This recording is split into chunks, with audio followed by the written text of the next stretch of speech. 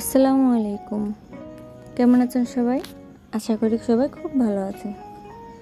আজ অনেক দিন পরে একটা ভিডিও ছাড়ছি। বেশ অনেকগুলো ভিডিও জমে আছে, এডিট করার জন্য, ভয়েস করার জন্য আর দেওয়া হচ্ছে না।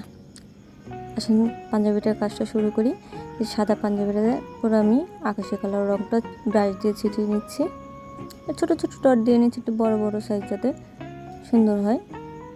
এরপরে দেবো আমি হলুদ কালার, আকাশি কালার এবং হলুদ কালার এই ব্রাশের ছিটাটা দেওয়ার পরে আমি কাজটা শুরু করব।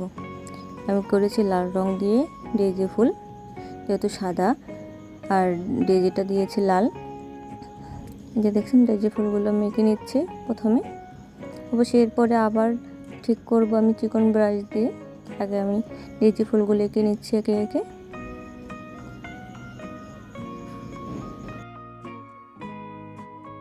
একে একে বেশ অনেকগুলো ফুল এঁকে নেব, একটা সাইড করে হবে, যেমনটা আপনারা প্রথমে দেখেছেন।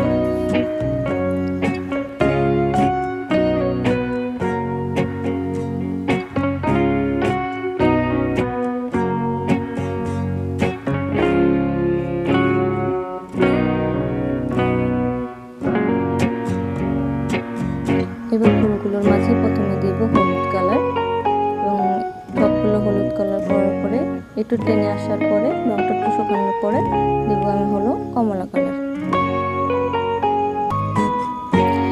Red colour. তারপরে আমি সবুজ ডালগুলো দিয়ে নিচ্ছি।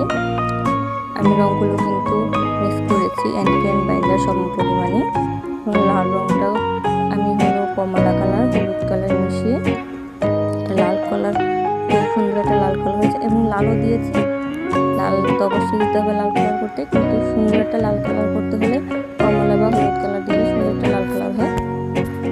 এদিকে কথা বলতে বলতে আমি কতগুলো পাতা এঁকে ফেললাম, কলি, এবং আমি এটার মধ্যে হাতাও কাজ করেছি।